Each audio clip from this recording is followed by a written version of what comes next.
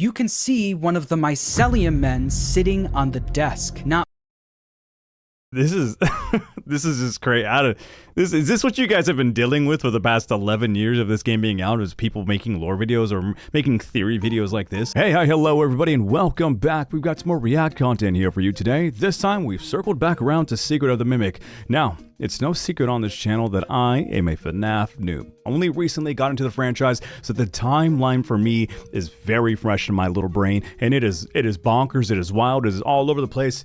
Only recently have I beaten FNAF 1, we're on our way to FNAF 2, and with the completion of each FNAF game, we're going to watch a corresponding FNAF video in order to refresh my brain on how the timeline, how the lore, how all of it pieces together so perfectly, or not perfectly in some cases. But we are going to be jumping back and forth with a few videos here and there, and this is going to be one of them. Secret of the Mimic being the newest FNAF game, it unleashed a lot of questions, it solved some things, it threw some theories out the window, it made theories sprout out of thin air. It's a lot. With that said, the man, the myth, the legend himself, the one who created the 1 hour-long FNAF timeline lore that we reacted to on this channel specifically, has apparently solved Secret of the Mimic. So, let's press play, let's quit yapping, and let's see what's going on in the world of Secret of the Mimic. what if I told you that there's one singular object that helped me solve not just Secret of the Mimic, but the last 6 years of FNAF lore? And I would believe you. that one object is a paperclip. I no longer believe you. Paperclip helped me understand the broader theme of all of the modern FNAF games. And by the end of this video, I think you'll agree with me. I spent the last month working on this theory, and I'm so excited to share it with you. But there's also no way I'll be able to cover everything in Secret of the Mimic, so make sure to subscribe so you don't miss any future theories. Let's get started. Secret of the Mimic. I've said it once and I'll say it before again, subscribe, like, comment, all that fun stuff, but I'm really stuck on Jackie being such a small part of Secret of the Mimic. I'm so sad. It's such a cool design. Don't you agree, FNAF? Let me unpause. It opens with us playing as a Fazbear Entertainment employee named Arnold. Dispatch from Fazbear Entertainment tells Arnold to go to the workshop of one of their contractors named Edwin Murray. We learn from Dispatch that Edwin has gone missing. We had this contractor named Edwin Murray. He was developing some tech for us, but he's gone quiet. As per his contract, everything he's been working on for us is now legally ours, so we're sending you in to get it. The whole premise of the game is that Fazbear Entertainment wants the schematics for something called the Mimic. The Mimic was an endoskeleton that Edwin Murray built, and it was designed with the ability to fit into any costume and be any character. And Fazbear Entertainment wants that technology for themselves. We think that endoskeleton has a lot of potential.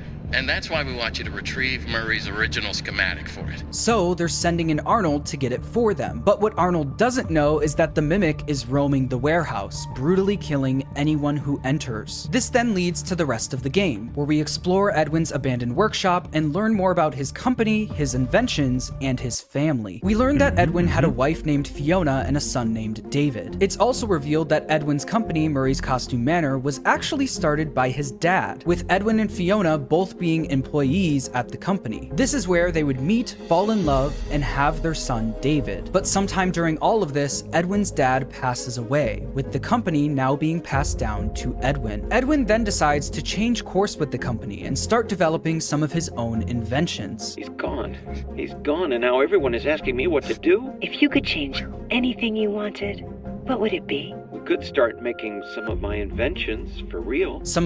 I kind of find it so funny that there's just random voice recordings all over the place. Like, they're just stuck on a giant wall with a giant tape recorder. And it's like, hey, listen to this very personal part of my life.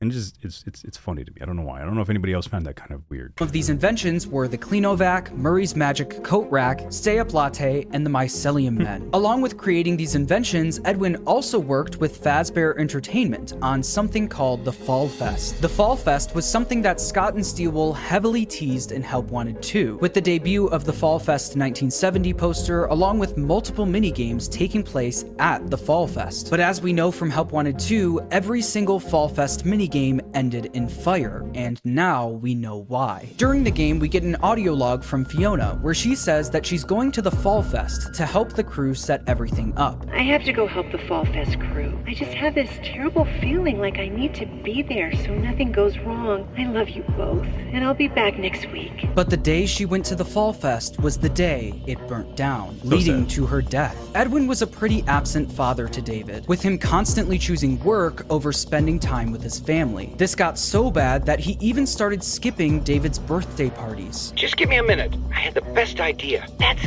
great, honey, but you're missing the party. Because of this, Fiona was David's main caretaker. But now that she was gone, Edwin came up with a new plan. He decided to build the Mimic, an endoskeleton that could take care of David while he worked. I didn't even make the comparison at the time or think of it whatsoever, but he just built a robot to take care of his kid. This is just Henry. Edwin and Henry are the same person, just building stuff to take care of their kids. I mean, one of them obviously had a lot more. I guess neither of them had success. Never mind, scratch that out. One worked for a little bit, and then, yeah. Edwin called it M1, and eventually introduced it to David. David, I want to introduce you to someone. This is M1. Think of it as your new babysitter, but it doesn't get paid and go home. It'll stay with us and help around the house. Soon after this, M1 started mimicking Fiona's voice and acted as if it was Fiona. Fiona, did you make this? I baked it myself for David's special day. So Edwin creepy. then accepted M1 as a full-on replacement for his late wife. Not long after this happened, Do you think he had sex with the robot? I don't know why I asked that. Let's move on. Edwin's son David would also die tragically on his birthday. But while Edwin was grieving his son's death, M1 came up with an idea. Edwin was able to replace Fiona, so why not do the same for David? Edwin then started working on M2 to replace David. To do this, he took M1's program out of the Mimic endoskeleton and put it into a supercomputer called F10N4, aka the Mixes machine that we saw in Ruin. This allowed him to then put M2 into the endoskeleton. But once M2 started successfully mimicking David, Edwin realized that he made a huge mistake. In a fit of grief and rage, he beat up the Mimic endoskeleton. Stop. Not him. You're not. Stop sounding like him. After this happened, Rude. M2 then started mimicking that violence. This is how the murderous Mimic endoskeleton we see throughout the game came to be. By the time Arnold gets to Murray's costume manor, M1 is still stuck in Mixes, and the Mimic roams the workshop, copying the violence that Edwin taught it. We did also just start our Ruin playthrough. I believe this video will come out before the first part of all that. So I'm just learning about Mixes right now. Terrifying, by the way. He's jump scared me so many times in the little bit that I've played. But I'm just learning about Mixes. I know, like I said, Ruin comes after Secret of the Mimic technically, but I'm still trying to piece it all together in my head because it is a game that came out first, and then the other game came out the next, and then the DLC, and then you guys, the people who know the lore, I want you guys to know this. I respect you so much. The fact that you guys are able to piece together all the timeline stuff just like that, just to snap at your fingers, thank you for helping me out in the comments over and over again whenever it comes to the literal reaction stuff, because I genuinely do love the story that all of this has to offer, but it's so much. And you guys, I honestly would not be able to keep track of it without anybody who's typing in the comments. This is an offline stream currently, but typically we have people typing in the chat, helping me out with all that stuff as well. And you guys, hey, so much respect to you, because this is craziness. By killing anyone who enters. But the big plot twist of the game is that Fazbear isn't the only one who wants the schematics for the Mimic. M1 from inside of Mixes wants them too. And the way M1 attempts to get them from us is by mimicking Dispatch's voice. Not too far into the game, you can literally hear the moment that M1 starts mimicking Dispatch's voice.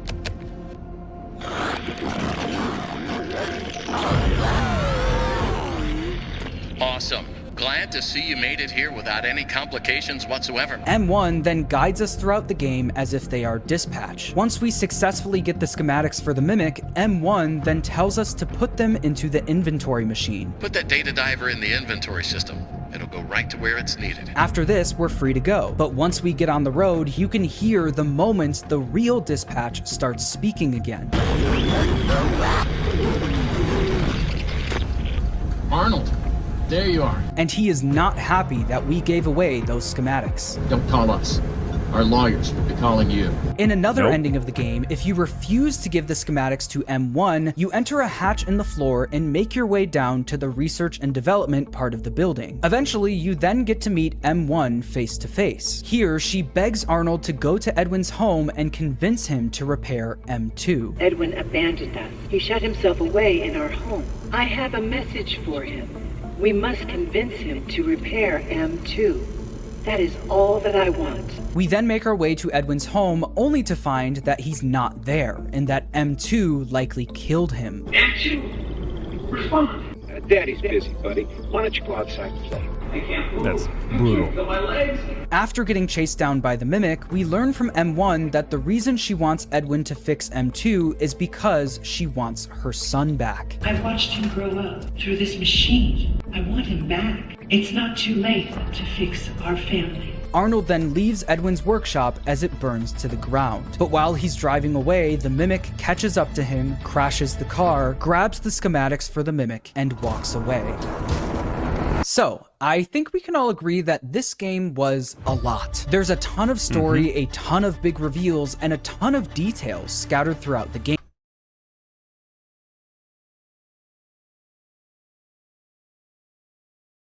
It still haunts me every day.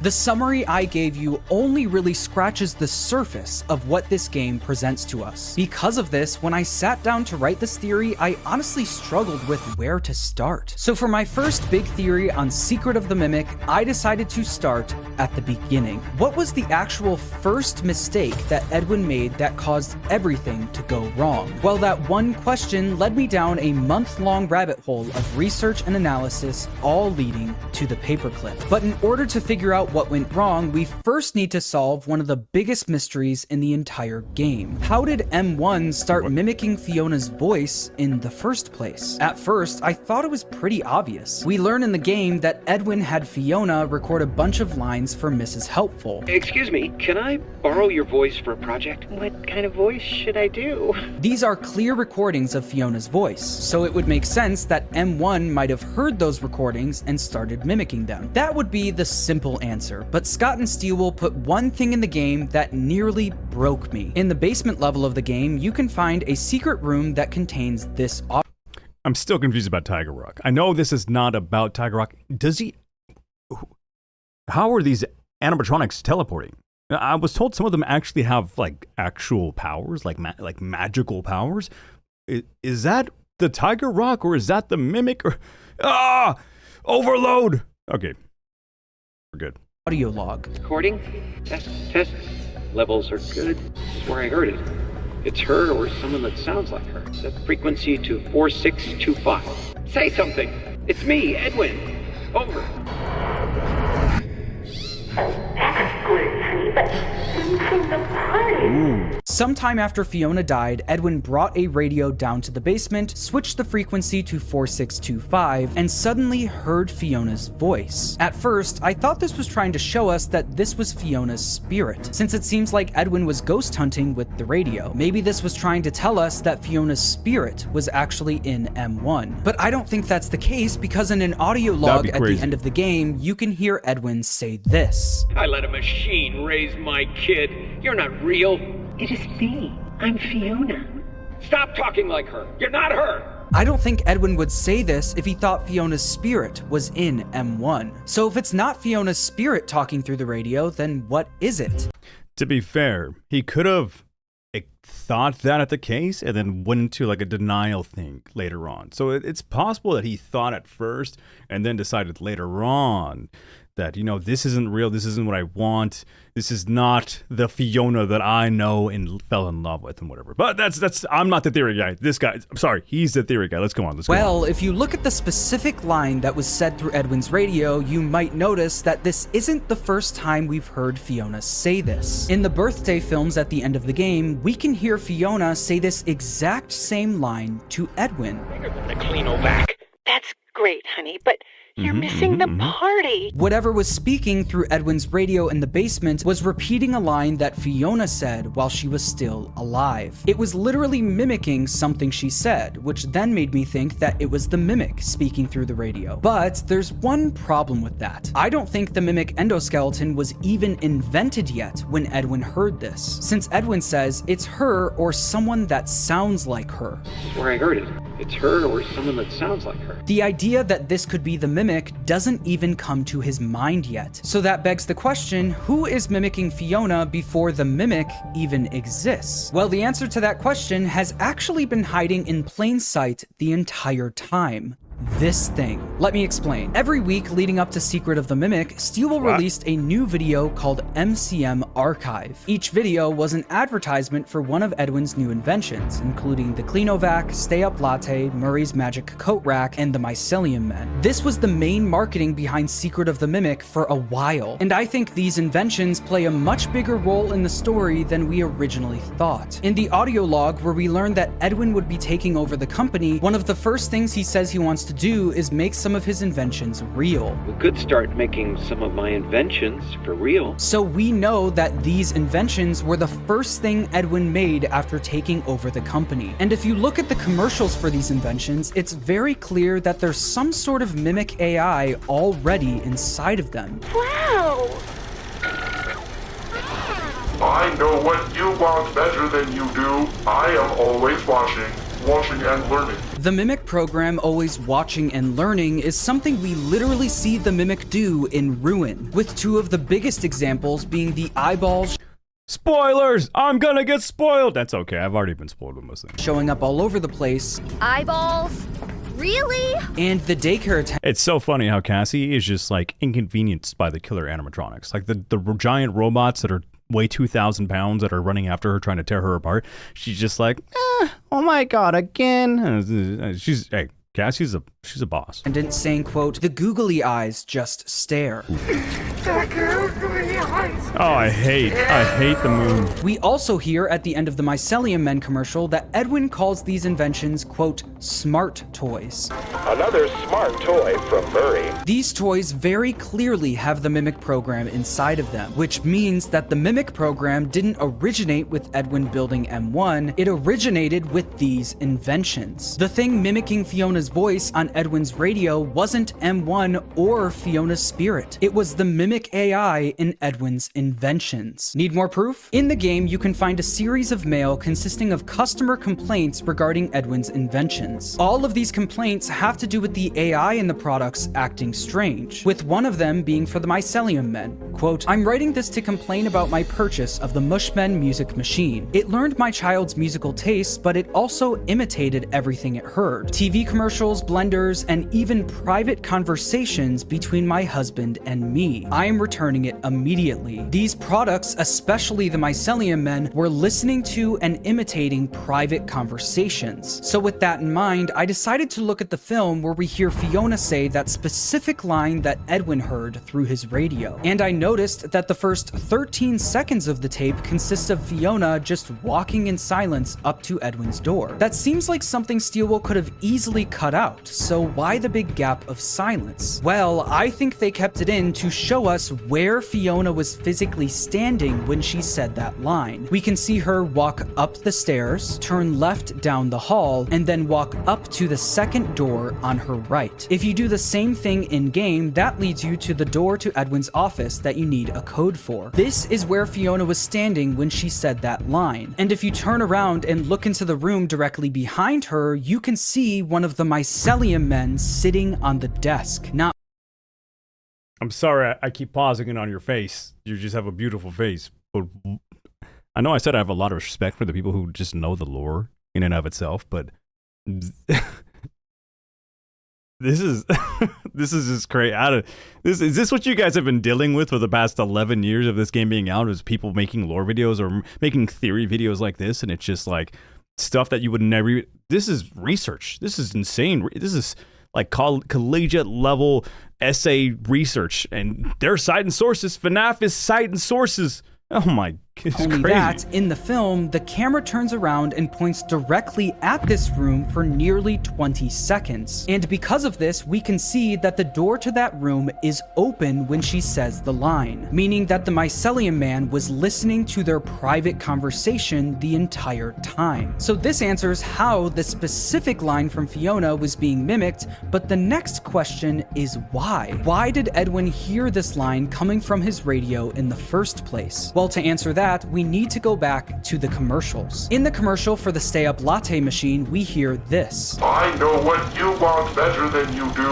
I am always watching and learning. The mimic AI in these machines knows what we want better than we do. They are always watching and learning. These things are scattered throughout Edwin's property, even in his home. They heard everything, but I think the one thing they heard that single-handedly caused all of this to happen was this. How am I supposed to tell David that his mother is gone?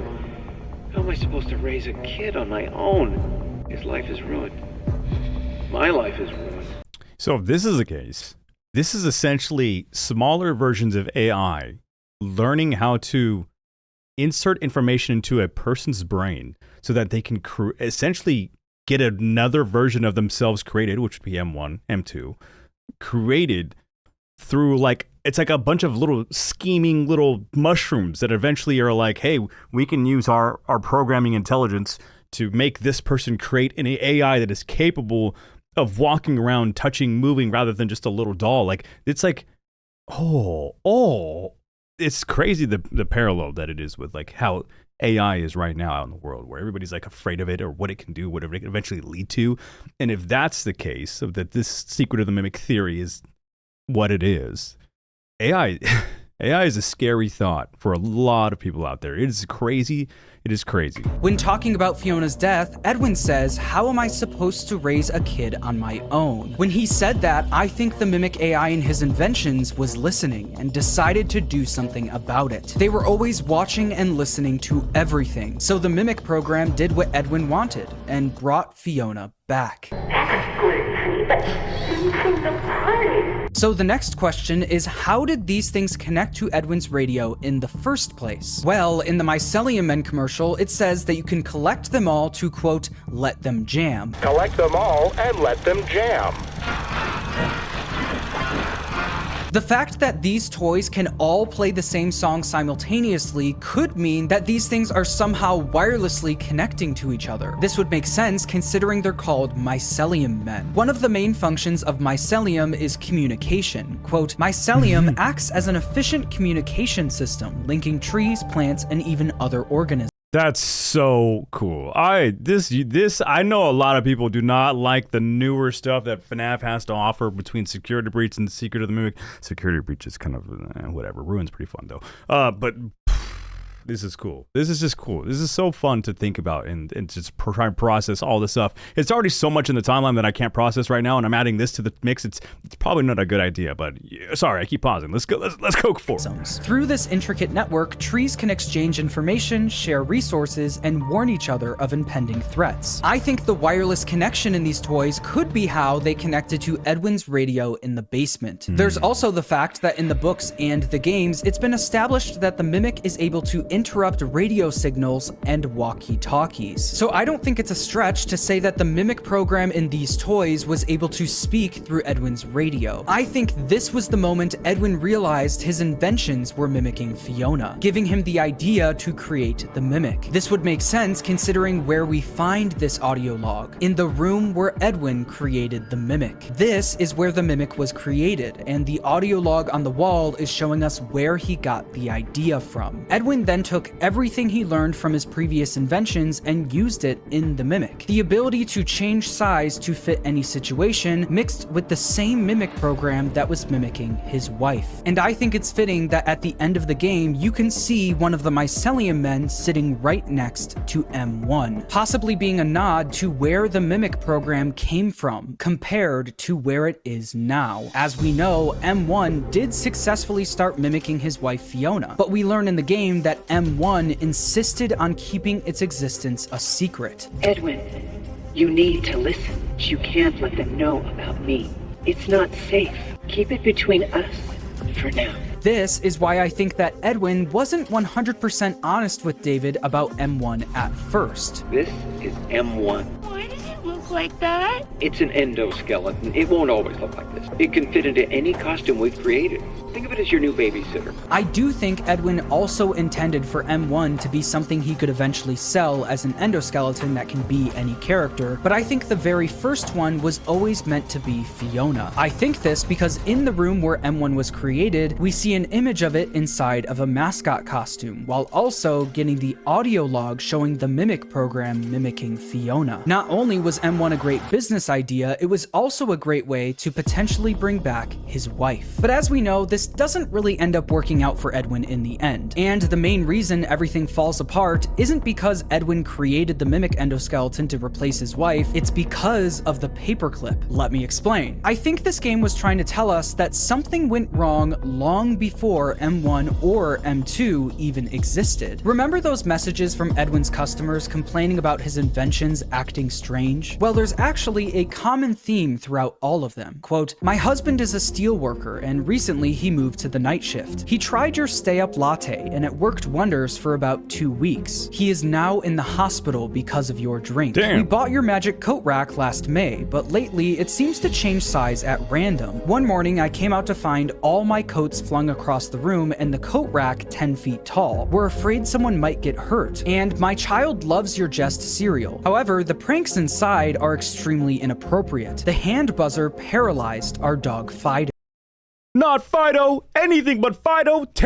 Take everybody else besides the dog! The coffee machine worked at first, but then started serving up way too much caffeine, leading the customer to be hospitalized. The coat rack that could change its size worked at first, but then started changing its size a little too much, becoming 10 feet tall. The prank in the Jest cereal box was supposed to be a little shock toy, but the toy eventually gave a little too much shock and paralyzed the dog. And the mycelium men were listening to and repeating words, but then they started listening a little too much to private conversations. Each of these inventions were doing what they were programmed to do, but they were doing them to such an extreme degree that it started to become dangerous. I think Scott and Steelwool showed us these messages for one specific purpose: to point out the one specific flaw in Edwin's Mimic program. In 2003, a philosopher named Nick Bostrom came up with a thought experiment surrounding AI and paperclips. He called it the paperclip maximizer, and the idea is that if you give a poorly designed AI the goal of creating as many paperclips as possible, it will do anything to complete the job. Bostrom said, quote, "The AI will realize quickly that it would be much better if there were no humans, because humans might decide to switch it off. Because if humans do so, there would be fewer paperclips."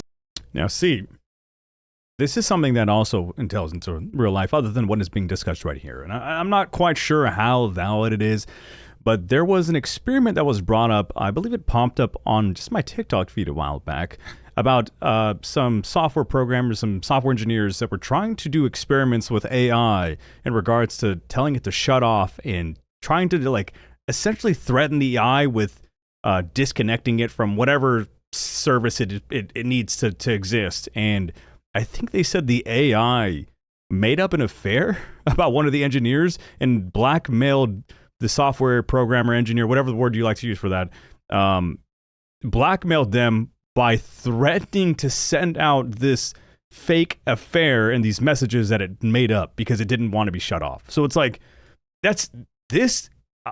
Again, I'm not sure how real it is, but this could already be happening in our world right now. Not quite to the extent of a mimic running around and murdering people, but it's pretty close, you know what I'm saying? Well, somewhat close. Also, human bodies contain a lot of atoms that could be made into paperclips. The future that the AI would be trying to gear towards would be one in which there were a lot of paperclips, but no humans. Just like Edwin's inventions, this theory revolves around an AI that was given a harmless task, but it does it to such an extreme degree that it starts to become dangerous. This is exactly what we see with Edwin's Mimic program. The Mimic AI that Edwin created for these inventions was amazing, but it had one extremely consequential flaw. It lacked something called AI alignment. AI alignment is something that makes sure an AI aligns with human values and ethics. With AI alignment, if you give an AI the goal to create as many paperclips as possible, it will accomplish the task without doing any harm. This is because the AI now has the same values and ethics as us. But because Edwin never implemented human ethics and morals into his program, his inventions did what they were programmed to do, but to that extreme degree, which then made them dangerous. I know what you want better than you do. And if you guys are on Twitter, you'd see Grok, how Grok is recently. That's an AI that does not align with humans. believe it or not, this one mistake by Edwin can be seen decades later in the Glamrock animatronics. Oh. We know because of the Tales from the Pizzaplex books that Edwin's mimic AI is infecting the entire Pizzaplex, including the animatronics. Glamrock Chica's whole thing is that she loves food, but because of the mimic AI, she starts loving food a little too much, with her now eating anything she can get her hands on. Roxy's whole thing is her confidence, but now the mimic AI made her way too confident. Monty is the tough guy of the group, but the mimic AI heightened that and made him way too aggressive. Once again, they're doing what they were programmed to do, but to an extreme degree, making them dangerous. This can also be applied to M1. When M1 was given the task to take care of David, it was going to complete that task no matter the cost. But once David passed away, M1 was now unable to accomplish the task it was given. There was no longer a David to take care of. This is why, once David was gone, M1 begged Edwin to create M2 and bring David back. You need to try again. Oh my. Build another. Edwin, calm down and give it some thought. Try again. Make another, and we can all be together. And even after being trapped in the mixes machine, M1 is still doing everything it can to bring David back. Put that data diver in the inventory system. It'll go right to where it's needed. M1 needs our data diver, but once we refuse to give it up, its tone immediately changes, and it starts saying anything it can to make us turn around. What are you doing? Don't you want a bonus? Or 2 bonuses? You can have a day off. You are not going to make it out of here.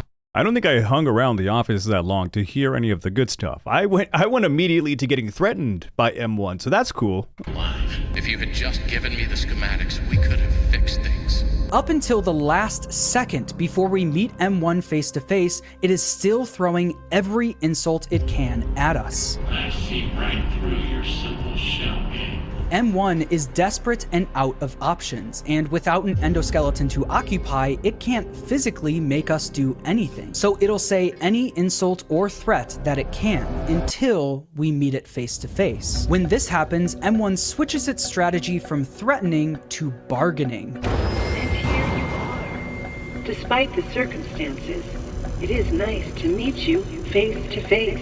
Arnold could theoretically destroy or even unplug the mixes machine, and M1 wouldn't be able to stop us, so it starts immediately playing to our emotions. It is lonely down here. Edwin abandoned us. He shut himself away in our home. Tell Edwin I still love him. This is another prime example of the mimic AI doing its job to a dangerous degree. M1 doesn't have a David to take care of, so it doesn't care how many Fazbear technicians have to die. There were that many bodies scattered around the entire playthrough? How did I not see any of those? Guys, I have an issue. I'm just oblivious to so many things. It wants David back, and it wants our data diver. Fazbear will send another. Maybe that one will help me. Towards the end of the game, you can find Edwin's first ever prototype of the Cleanovac. This prototype is later described as, quote, the vacuum pet, his greatest success and his greatest failure. You could interpret this a lot of ways, but the way I interpret it is that although the Cleanovac was a financial success, the mimic program that Edwin created for it was what made it his biggest failure. These inventions were where it all started, and little did he know that the consequences of his greatest failure would be seen for decades to come. The story of the modern FNAF games is an extremely relevant cautionary tale, showcasing the dangers of what could happen if one poorly designed AI program got out of control. I know this probably felt more like a research essay than a groundbreaking theory with big reveals, but discussing the overall theme and where I think everything initially went wrong just felt right for my first video on such a big game. There is still a lot to talk about though, so make sure to subscribe for more theories. I hope you enjoyed the video, and thanks Thanks for watching. Well, that was a journey. You know, this is probably the first theory video I think I've watched since I've started indulging in the FNAF universe. But that was fun. For the most part, when I watched the 1 hour long lore video that FNAF had brought up, initially I went into it thinking, I'm going to stick to this specific way of thinking. I'm going to only listen to this specific stuff right here, and everything else I'm going to kind of shut out. That way I can kind of make it easier for myself. And I'm glad I didn't do that, because ultimately this is something I was originally going to skip by. You know, this is not going to be a part of my FNAF timeline in the world of whatever theories and stories that I could ever want to learn about, but it was cool. So with that said, I think that all seems pretty valid in my opinion in regards to how the Mimic slowly evolved itself from smaller AI programs into what it was towards the end. Now, I still need to finish Ruin. I don't really know the history of the Mimic itself or where it leads to. I do know that it is in the basement somewhere. I've been spoiled. Oh no. Ooh, oh, woe is me. But ultimately, there's still a lot that is going to be unanswered, or a lot that I need to be learning myself in regards to the newer side of FNAF. I know there's the William Afton arc, if you will, and then it gets into many more sides of what is the newer story that FNAF has to offer. But I had fun. I hope you guys had fun too. It was a great thing to react to. I really enjoy FNAF's videos. If you guys enjoyed this content, please consider leaving a like and a comment on the video, and subscribe to the channel if you have not already. Also, big thank you to the members of this channel. The extra support you guys provide means oh so very much to me. Thank you all for watching. I hope to see you in the next one. Peace.